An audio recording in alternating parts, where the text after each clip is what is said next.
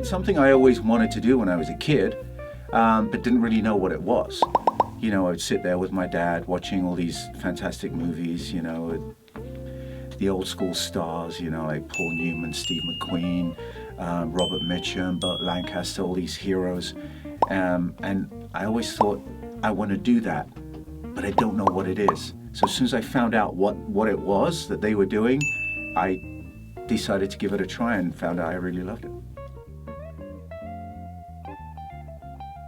What I put into what I'm doing, you know, whether there's a camera there or not, it's kind of the same thing. You still have to get into character.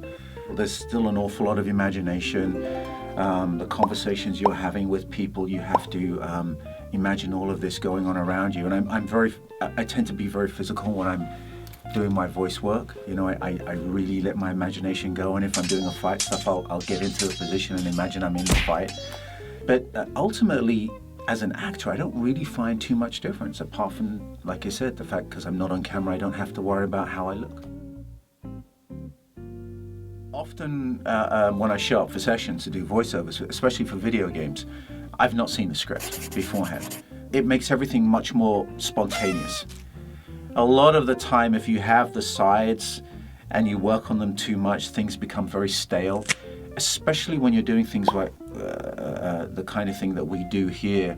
You tend to say a lot of lines that are very similar, but have slight differences depending on the outcomes and the choices that the players make during the games. You want to make them as different as possible and as interesting as possible. And so seeing them for the first time is the best way to do that, because you're just constantly playing in your mind with different ways to say these and thinking about different intentions and different motivations and stuff. And it's much more fun, and it keeps everything much more alive, I think. I mean, calling it a job is kind of ridiculous, because it's the kind of thing that most of us would pay to do. You know, it is, we get paid to be children every day we go to work, and to play and have fun, whether it be riding horses, whipping a whole bunch of people, playing a Sith Lord, you know, it's playtime every time we go to work. And I've been very, very lucky in that a lot of the stuff I've worked on, I've been a fan of. And that's just incredible. Like a lot of actors, I feel sorry for actors that tend to do a lot of work on shows or movies or whatever that they have no interest in. I'm a massive geek, I'm a huge fan.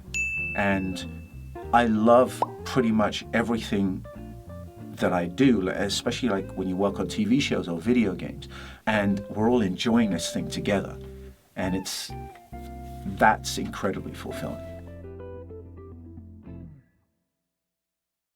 You have to play the kind of villain where people love you as much as they love the hero, and then it's a win, and that's the challenge that I love.